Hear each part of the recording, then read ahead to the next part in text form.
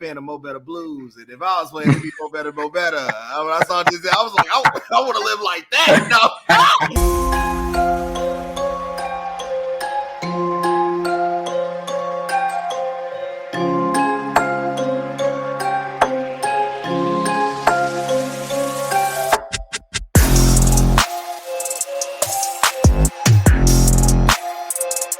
Awesome, everybody. Welcome back to another episode of It Is What It Is podcast. We're back for the summer, and we're heating up with an amazing guest. But before I get into it, you know what you got to do. You want to keep seeing amazing guests like we have on today. You got to support the brother. You know how you support the brother?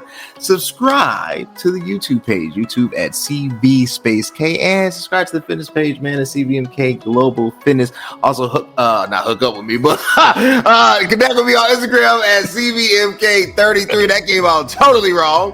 CVMK33. Where it goes down, and on the other Instagram page at CVMK_Global, and TikTok CVMK Globe, and where the best fitness drip apparel supplements are at CVMKglobal.store. You know what this is? The best pre-work on the market. Get your superpower. Ladies, wrong print. You trying to get that splash effect? You want to be the beast in the bedroom? I got it for you. This is your own personal supplement for you, for when those times get true. Glow up. And man, you don't want to strike out at the plate. You want to be Barry Bonds in it. Get batter up. And with that being said, LeVar, how you doing today, man? I'm great, brother. How about yourself? Man, I'm blessed. I'm here. I'm with you on this podcast. It's gonna be fun. I've been, messing up all day, so it's cool, man. It's I'm just waiting for the next thing, man. But no, everything's been well, man. I'm super excited about another episode, man. Look, I've been following you. I call it a secret fan for a while. You know what I'm saying? I've known that you have this amazing gift to play. I know that you're an amazing saxophonist. I've seen you at your skill, at your work. I've seen the content you produce. I follow you on the gram, but it's like every year you're adding something, because you're making the evolution between just being, I'm a musician, or I play for my church, whatever. But now it's like, no, this is a global thing. Like I want the world to hear, my skills. So, and that's really got me excited. I was like, I got to get LeVar on here, man. He got real skills. You know what I'm saying? He's not just one of those, just doing it to be doing it. So, LeVar, first question. Why? I mean, was you forced to play? Like, was it like, hey, we need a saxophonist, we need somebody to play the instruments, and somebody at church? I mean, why did you get into music, man? I essentially got into music because of my brother. So my brother's a saxophonist. He started playing when he was in junior high.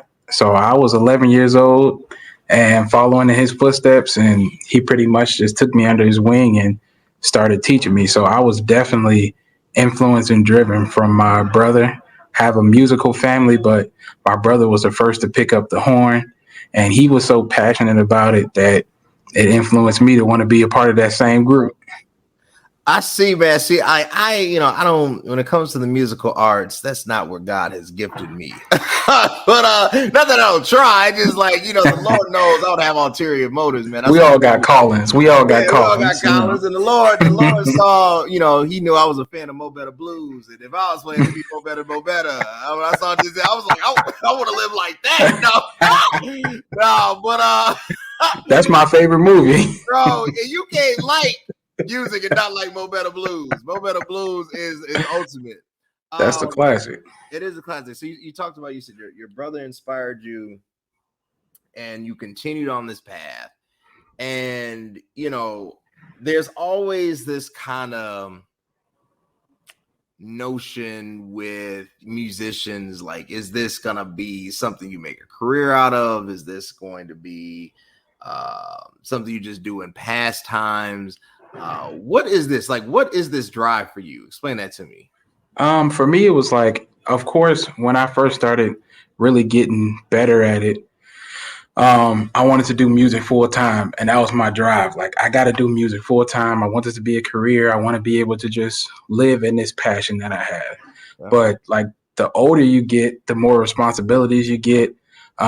It's like sometimes music just wasn't cutting it. So some months I'll make, you know, up here, the next month I'm down here, and just not having consistent money. So like, even right now I'm at work. So it's like, my mindset was like, okay, I can do music full time and kind of like just struggle my way through it and build that way. But for me, it was more about artistic expression.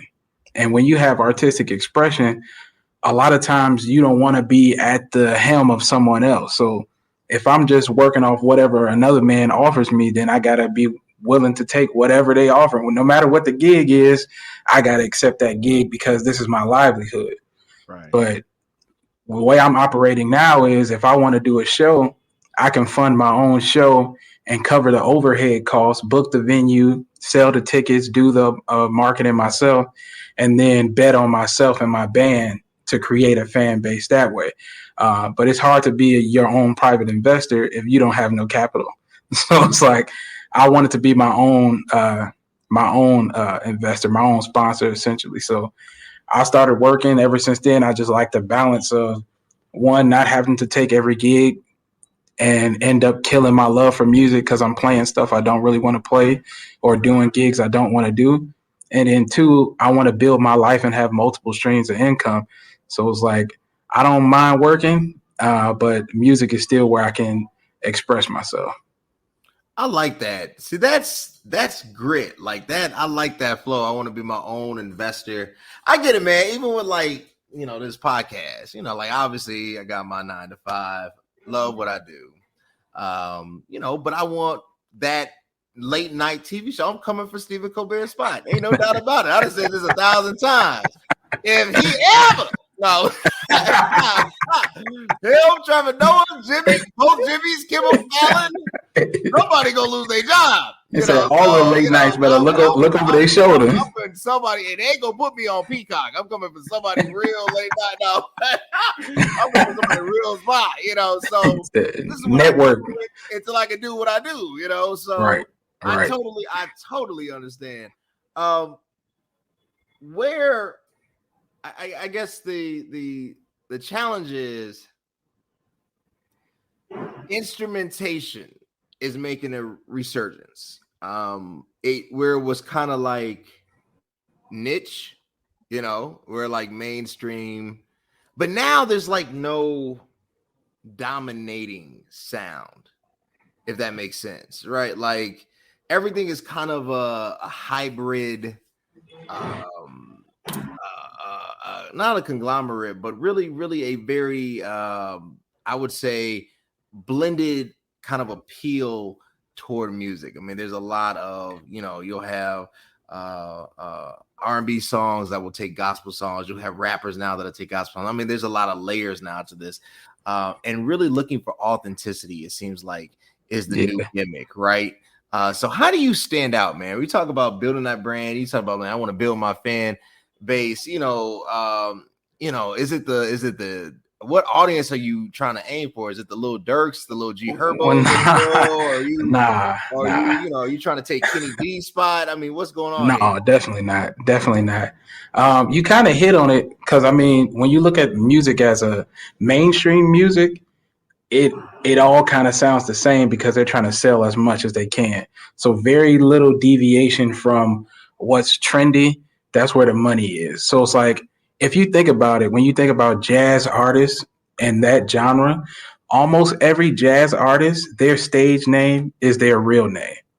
Like John Coltrane, Branford Marsalis, even Kenny G is like their stage name is also their real name. And I always felt like part of the reason of that is when you're dealing with instrumentation, you have to find your voice before you're able to start speaking. Like before you expect to gain an audience or a crowd or a following, you first have to know, what does my voice sound like? You have to find yourself. And then you have to be bold enough to walk in that voice. So for me, like, I don't really have a drive to really sound like anyone specific. Like I said, my brother, I don't even play like my brother, and he spent 5-6 years like mentoring me and developing me. But when you hear us play, we sound completely different because once I got my foundation from him, I spent years playing in my room to find what my voice is. What do I sound like? And I always want to sound like me. So like, I feel like the thing that drives the following that I do have and is I'm always going to be me. I'm never going to sound like anyone else. I'm not going to try to imitate anyone else's sound just to get notoriety. Like I said, like I love throwing my own shows because with me and my band, we go off whatever the spirits say. Like whatever the flow of the music is, that's where it's going. Like we may not have all the hits. Like it may not be as technical and difficult music, but when you hear it, you're going to feel it. And if that song feels good, we may literally play one song for 20 minutes because it just feels good and we'll sit in it. So like if you leave my show saying you felt what I played, then I consider myself a success.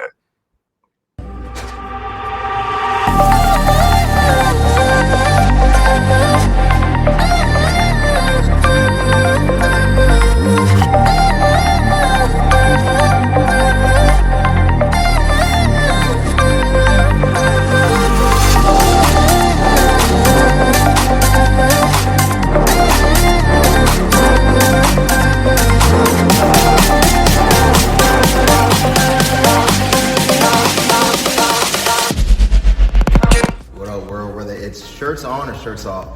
When I'm looking for your best, somewhere's here, you know how you looked at. To be at your best, the best grip, best supplements. I got with me the best pre-workout on the market, Superpower, only at www.cv, as in Vernon, mkglobal.store. It's shirts on or shirts off. You want to look and feel your best. Best intro and post-workout recovery. You say saucy, only at www.cvmkglobal.store. I like that. If you leave my show saying that you felt what I played, I consider it success.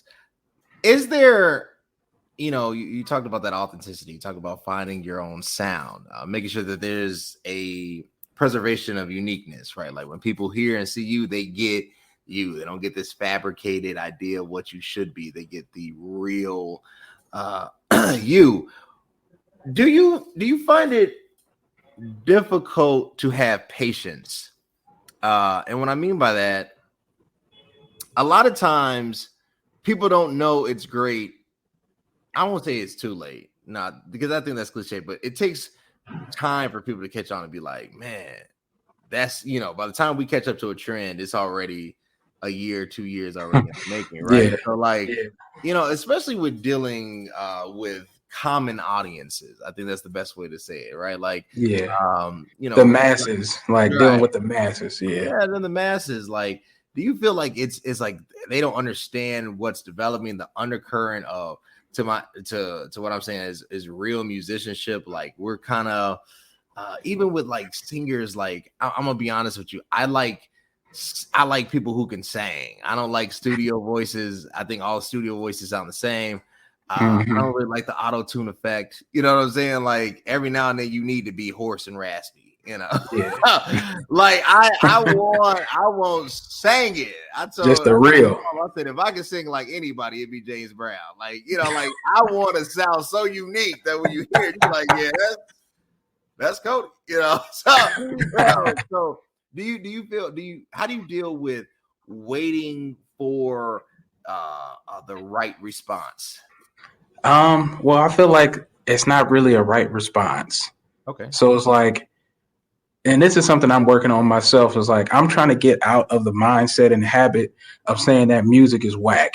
Like if you hear a rapper or you hear a certain song, I automatically be like, oh my God, that's horrible. Like that's trash.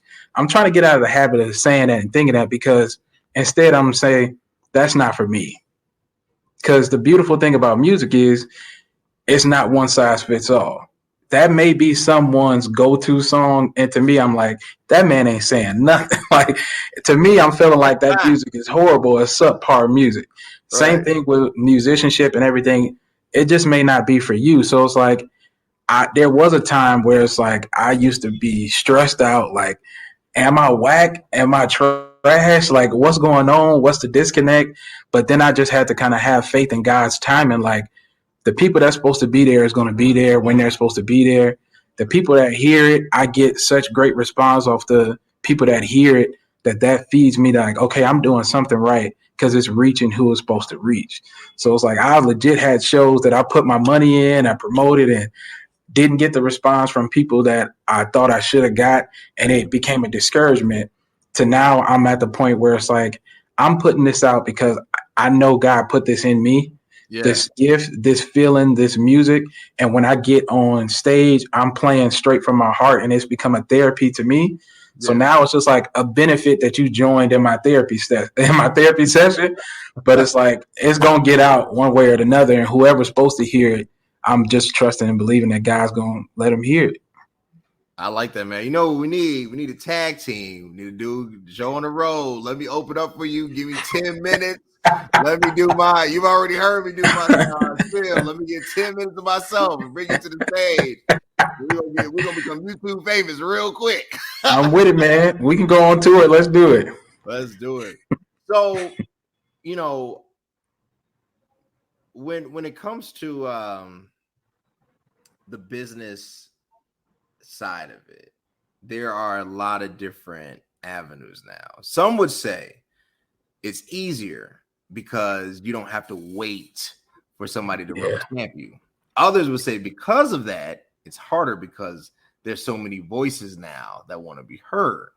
You know, between, I don't even know, some of the Spotify, DJ, what is it called? Like disco, whatever, and trying to get, you know, plays. And I mean, even with like a podcast, you know, trying to put it on different platforms and trying to investigate audiences and trying to partner up with this person or that to increase viewer and membership. You know, besides the music aspect of it, right? Because the music is obviously one thing. But the business is how we, you know, eat. right. So, you know, tell me about that, you know, because you're your own basically boss. You're your own entrepreneur. Walk me through the business model of that. So it's definitely with music, it's a million avenues to make money and to do what you want to do. Now we got stuff like something as simple as TikTok. You could be making thousands of dollars just by gaining an audience in that way. When I was in Georgia, I met with some friends and they was telling me about like, man, you need to get on Reddit. And I'm like, I didn't even know what Reddit was, but they was like, if you get on Reddit and do this, what you just did on stage weekly, you could be making this amount of money and this amount of money. So it's like, it's definitely, in my opinion, I feel like it's easier to make money now to do whatever it is that you want to do because you can gain an audience. You can go on Twitch right now and gain an audience to do what you want to do. So the business side of it is like, it's a lot more opportunity and avenue. It just depends on what you want to do. For me, I feel like my sound and like the way that I play doesn't really translate as effectively virtually, like online, on the screen. Like it doesn't feel the same. Really? As an introduction. Like if the first time you ever heard me was on a live, it probably didn't. It's my own personal opinion. I feel like it's not right because I just feel like live music is the epitome of the musical experience. Like even when I used to grow up listening to gospel albums and you hear the studio recording and then you hear that live album, didn't nobody listen to the studio recording no more. That live album became the most popular version because that energy you get from the live is different. So it's like, I love the live experience. That's the kind of thing I kind of drive for. And a lot of people tell me like, you should do TikTok. You should do all these things. I'm just not really interested I don't want to be social media famous. Like I don't really have that kind of drive in that arena to put that time in. Sure. That's probably an area that I can grow in probably in the business just to gain an audience. But most of as far as business wise, almost all of my opportunities come from word of mouth. Like with COVID season hit the last 2 years, I stayed booked doing gigs in people's living rooms and kitchens because they came to a show, they having a romantic dinner and they just want some live music in that kitchen. Wow. And I got to give them a sign like, hey, give me a sign when you want me to leave because y'all getting a little too close. I don't want to be a part of this that deep. But it's like, you never know, what the opportunity is. So it's like a lot of my business comes from word of mouth and just referral, stuff like that. But my main passion is creating the stage and then getting to present that unfiltered, raw, audible emotion on stage. That's where I'm mainly passionate about. What's up? I'm super pumped. Just got done with another workout. It's your boy CVMK33 connecting on Instagram and on the business page at CVMK_global. You know how I get through it. You know how I get that pump looked. Best pre-workout on the market. www.cvmkglobal.store. I like that. That's interesting. I just said I was doing private shows in people's kitchens and living rooms. Oh yeah, it can get wild. It can get wild real fast. Valentine's Day dinner on the balcony, and it's like, all right, give me the sign when you want me to turn the Spotify on, because I don't want to witness nothing. I don't want to witness. I'm glad I was able to encourage him, though.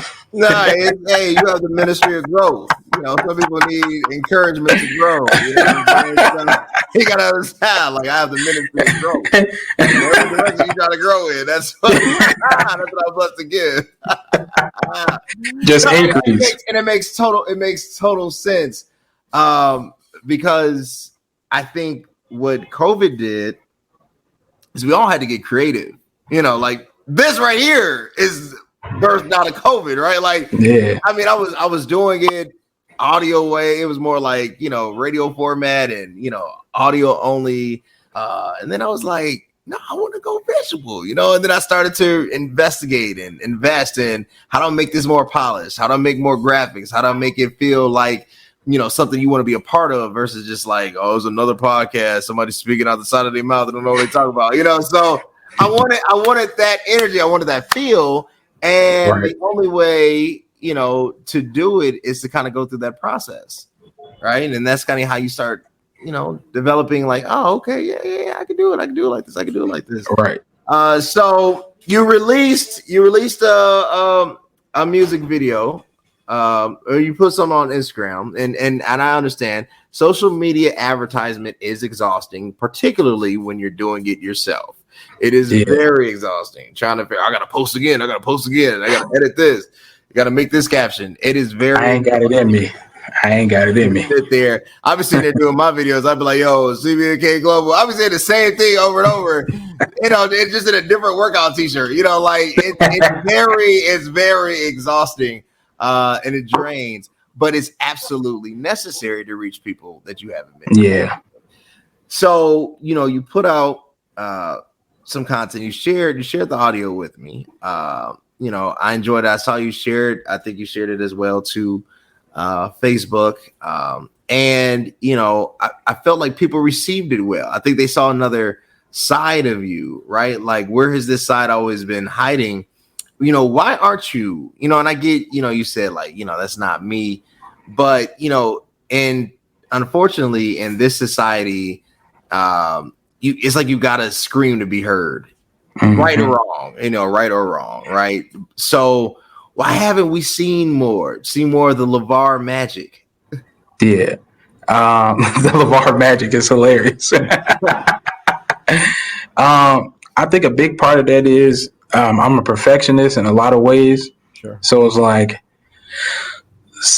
my project. I got a project I've been working on for like 2 years, and every time I think I'm done, I let one of my engineering friends hear it and it just don't sit right, or I listen to it again and it just doesn't sit right. I'm just a perfectionist in that way. As far as releasing content and releasing stuff, like I just want it to be as right as possible when I release it, so that, like you said, this is a lot of first impressions. Every time you release something or post something, or that's could potentially be someone's first impression of you. And if you jag it, it's like some people will write you off that first listen. So that's kind of hard to do when releasing. So a part of that is I just got to get out of my own head. One of the artists I look up to, in an interview, he said, like, you don't die with your thoughts within you. Like, he puts out EPs constantly of just music. He said some of the songs that he feels like is his worst songs he ever made, he'll have fans reaching out to them like that's their favorite song. And he's like, I would have potentially died with that thought in me and never got it out. So that's what encourages me now to like, okay, I got to start formulating my thoughts and then just spreading it. And like I said, whoever is for is going to hear it and they're going to embrace it. I just got to get out of my own head with it. So that's part of the reason. It's just like I keep mulling over stuff, thinking I can perfect it, when in all actuality, it's never going to be perfect to my standards. So look, that's a big part of it. A summer concert, we make it. It's going to be live. It's going to be wild. We just got to get a venue. I'll MC for you, man. Look, all I need is 10 minutes. Let me bring my products on stage. You know what I'm saying? Go ahead, network. Go ahead, network. You know what I'm saying? We can make this thing work. And they're going to leave entertained. They're going to leave fed. They're going to leave entertained and enjoying themselves. It's going to be a whole vibe. Right. I got one more question. I appreciate you so much. Thank you for being on here. Thank you just for sharing your abilities with us and the gift that God has given you. But I always ask this question. I said, look, any true creative has always something on the horizon. There's always something. You mentioned that you're working on a project. It's been taking you 2 years. But there's always this thing that's like, I got to get this out, right? Like, what is that for you? Like when summer officially hits, what do you want to share with the people? So it's one of the things I've been driven to do is partnering with people that I like really enjoy their music. So like you talked about singing and their voice and stuff like that. Like even now I'm coordinating plans to do certain things. Like one of the things that I did is even during COVID is I would take money from smaller gigs. Like I'm doing these $100, $200, $300 gigs, and I'll take that money and then reinvest it into myself or the band. So it's like we need a new PA system. I take the money from private gigs and I bought our PA system. Or like now what I've been saving up for is, like you said, I got a live show I'm planning to do for a live recording for Sweetest Day in October. And I got a lot of my friends and people that I grew up with that I just admire their sound, that I want to be a part of that. But I got, like I said, my project that I've been working on personally, I plan to release that this summer. And then one of my producers that I grew up with in my hometown that ended up blowing up and producing for everybody, he kind of helped me get out of my own head. So like he'll have me come lay some sax on some beat that some huge artist want him to produce, and he'll like, hey, come lay sax on it. And usually with him, because we grew up together, I'm not taxing him like, hey, you got to pay me this much to come lay sax. Right. We've built up that relationship. So the last one I just did came to the studio. He just gave me 8 beats he had sitting on deck. And that kind of got me out of my mind. It's like, just create. And then once you create, you'll see like all of this stuff will just start opening for you just by creating. So I have those 2 projects I'm planning to release this summer. And it'll be my first actual album that is a full album of myself.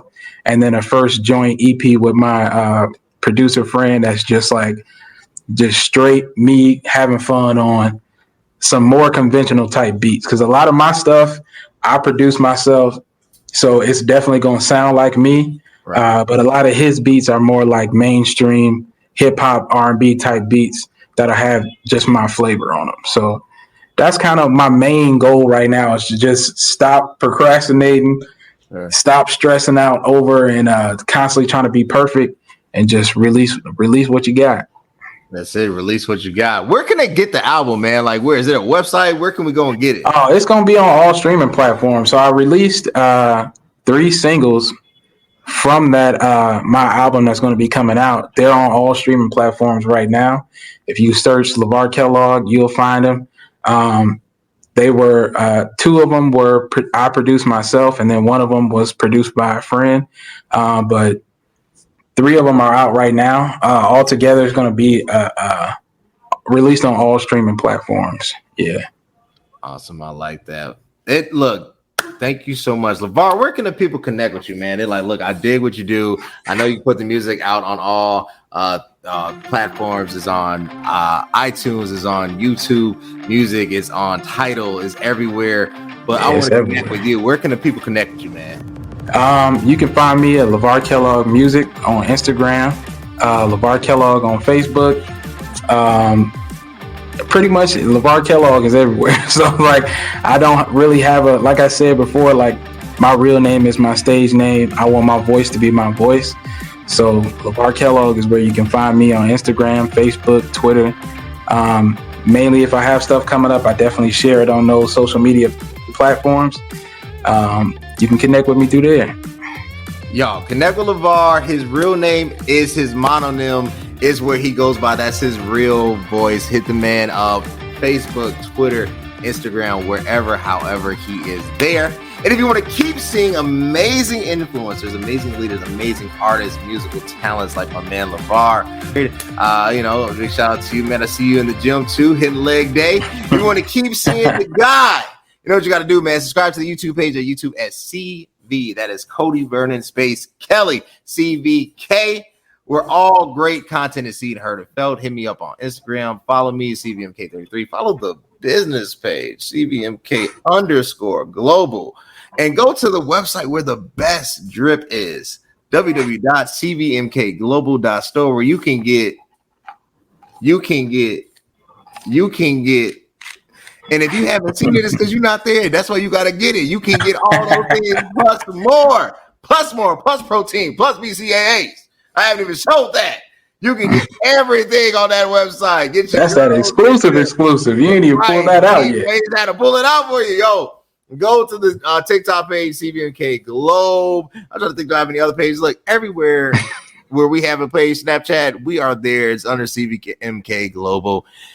Get yours today. Follow, man. It's designed for you and it's local owned. It's your boy. You know who I am. Anyway, this has been an amazing episode, y'all. Shout out to the man LeVar. Shout out to you. I appreciate my guests. And until next time, guys, thanks.